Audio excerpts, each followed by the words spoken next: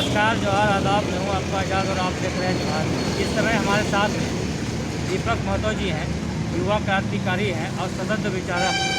अब आइए इनसे हम कुछ आज गुफ्तगू और कुछ बातें करेंगे। तो सबसे पहले दीपक महतो जी, आपका जोहार न्यूज़ के इस चैनल पर स्वागत है। आपका भी स्वागत है। जोहार सबको। तो दीपक महतो जी, एक बात बताइए, 25 जनवरी को मतदाता दिवस के रूप में मनाया जाता है, लेकिन एक 18 साल के बाद जो मतदाता देने के लायक हो जाते हैं, भारतीय नागरिक, और अपना मत का प्रयोग करते हैं, तो आखिर मत का जो प्रयोग कर रहे हैं, मतदाता दिवस मना रहे हैं और मत का प्रयोग करना मात्र ही रह गया है, तो ये मत का क्या अर्थ है? पहले मतदाता दिवस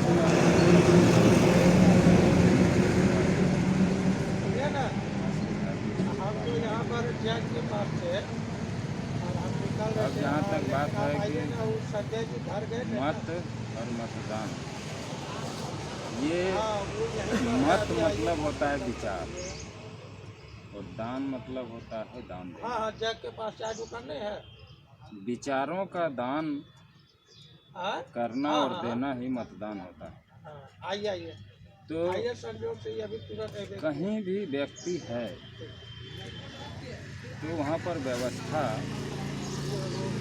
एक स्थापित होती है। उसके बाद जो है उस व्यवस्था के संचालन के लिए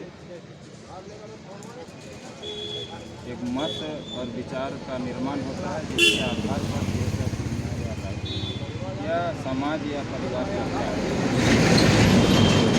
मतदाता और अभी वर्तमान परिस्थिति में तो भारत में जो स्थापित भारतीय गणराज्य में लोकतांत्रिक राज्य व्यवस्था, इसमें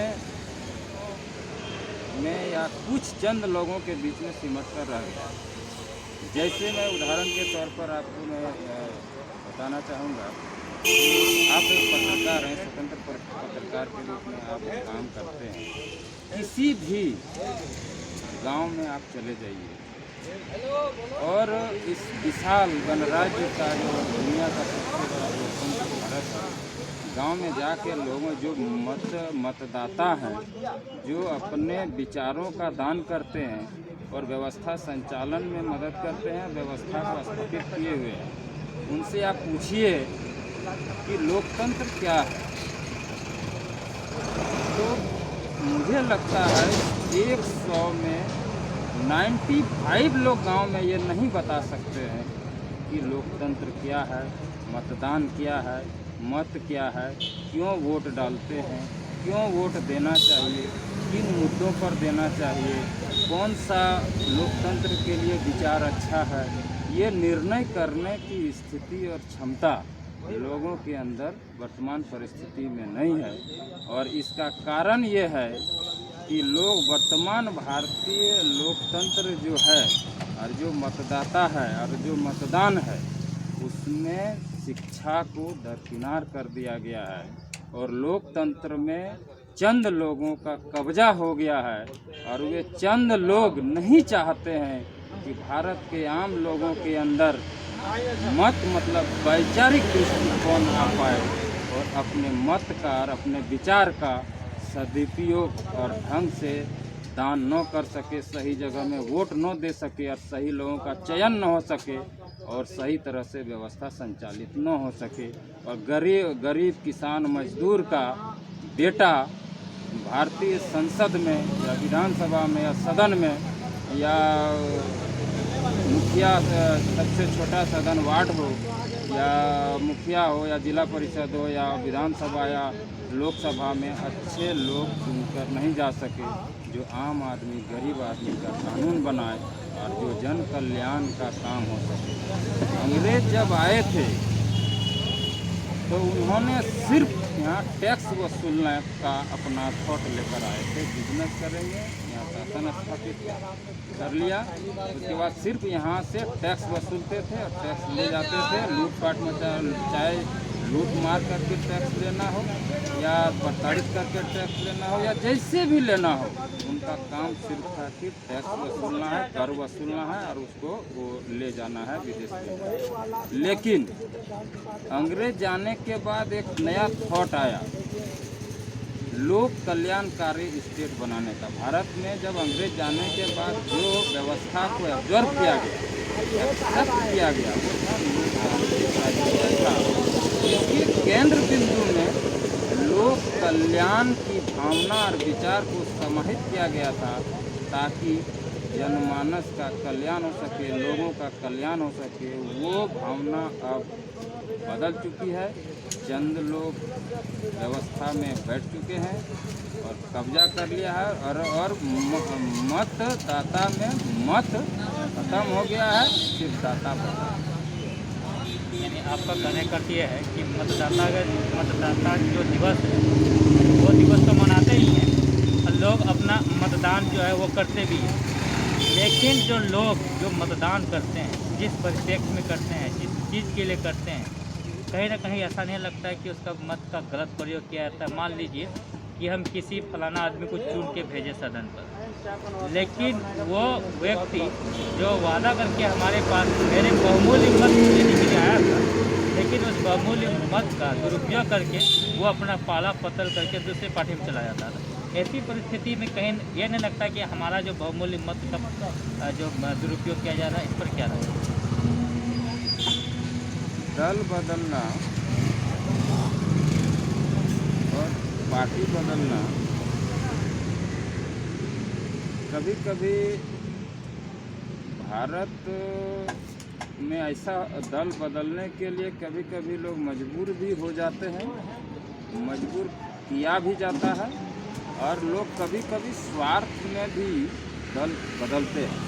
अब लोग मजबूर क्यों हो जाते हैं दल बदलने के लिए, इसको थोड़ा सा समझना पड़ेगा। क्योंकि आज तक ऐसा थॉट या विचार किसी ने आपके सम्मुख नहीं रखा होगा जो आज नहीं रख रहा। भारत गणराज्य जो है, भारतीय लोकतांत्रिक गणराज्य की स्थापना विभिन्न भौगोलिक, विभिन्न अलग अलग वैचारिक दृष्टिकोण के लोगों, भौगोलिक स्थितियों, विभिन्न संस्कृतियों, मतलब भिन्नता में एकता को ऑब्जर्व किया गया है। और इसी भिन्नता में जब किसी वर्ग का या किसी समाज का या किसी समूह का जब बड़े वर्ग वाले हित को प्रभावित करने लगते हैं, छोटे वर्गों का हित जब उनका सुना नहीं जाता है, उनकी बातों, उनके अधिकारों को पैरों तले कुचल दिया जाता है, और जो उस समाज का, उस वर्ग का, उस इलाके का जो प्रतिनिधि करता है, जब उनकी बातों को नहीं सुना जाता है, तब ऐसे लोग मजबूरन अपने दल को छोड़ने के लिए विवश हो जाता है। इसलिए क्योंकि उनकी भी बातों को भारतीय लोकतांत्रिक गणराज्य के अंदर स्थापित जो कानून निर्मात्री संस्था है या कानून संचालन की जो संस्थाएं हैं या कानून निर्णय देने जो सुरक्षा का जो संस्थाएं हैं, उनकी भी बातों का वहाँ पर समायोजन हो, उनकी बातें भी सुनी जाएं, उनकी बातों, उनका भी न्याय हो, उनको भी अधिकार मिले। इसलिए कभी कभी लोग पार्टी छोड़ने के लिए भी मजबूर होते हैं। लेकिन कभी कभी लोग निजी स्वार्थ के कारण पार्टी भी छोड़ते हैं। जो लोग हमेशा भारतीय राज व्यवस्था, लोकतंत्र तो आ जाया, लेकिन इससे पहले तो अंग्रेज थे, उससे पहले तो मुसलमान थे, उसके बाद राजा लोग थे। तो जो हमेशा राजघराने के कुर्सी का बगल वाला कुर्सी में रहा है, लोकतांत्रिक व्यवस्था जब स्थापित हुई तो वो कुर्सी उनका छीना गया और पुनः इन लोग लोकतंत्र को भी राजशाही तंत्र में बदलने का पूरा प्रयास किया गया। इसीलिए आज भी लोग तीन शब्दों का इस्तेमाल करते हैं। राजनेता, राजशाही चला गया, लेकिन शब्द का देखिए समायोजन। जैसे प्रशासन, प्रशासन स्वशासन होना चाहिए, वहाँ प्रशासन शब्द का इस्तेमाल होता है।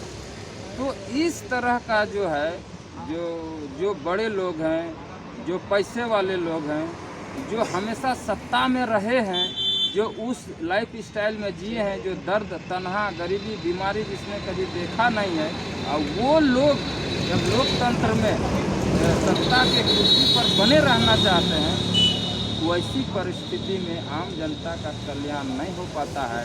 और जो निम्न तबके के लोग होते हैं और जो निम्न तबके का समाज होता है, उनका प्रतिनिधि पनप नहीं पाता है। और जब उनका जो प्रतिनिधि कोई अगर आता भी है बिरले, गिरते बजड़ते और बहुत मेहनत प्रयास से बहुत जूता चप्पल खियाने के बाद जब आता है, और जब उनकी बातों को भी किसी दल में रहते हुए उनको नहीं सुना जाता है, वो मजबूर होता है।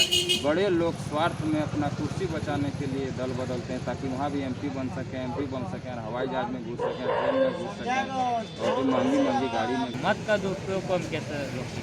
मैंने कहने के अर्थ यदि जो वो वादा से मुकरता है, क्या हम अपना जो बहुमूल्य मत जो देते हैं जिस काम के लिए, क्या ऐसी व्यवस्था है कि हम अपना मत को वापस भी ले सकें? या होनी चाहिए, ऐसी व्यवस्था होनी भी चाहिए। एकदम होनी चाहिए कि अगर हमने किसी को सांसद या विधायक या मुखिया या जो भी अपना जनप्रतिनिधि जीतते हैं, जैसे भारत का सबसे छोटा जनप्रतिनिधि या लोकतंत्र का जो शुरुआत है वो वार्ड से है, वार्ड मेंबर हो या भारत के मुख्यमंत्री, प्रधानमंत्री या राष्ट्रपति, अगर कोई जनता अपना मत दे करके अगर उनको अपना प्रतिनिधि चुना है, रहनुमा चुना है, और उनसे और एक उम्मीद से कि वो हम आम जनता के लिए या हमारे लिए एक अच्छा जीवन हमें देगा या हमारे अच्छा जीवन को और अच्छा तरह से बना सके, अगर वो असफल हो जाता है वो जनप्रतिनिधि या सरकार, तो जनता एक कानून और मांग करे और एक कानून और बनाना चाहिए जनता के माध्यम से, सदन के माध्यम से, कि राइट टू रिकॉल।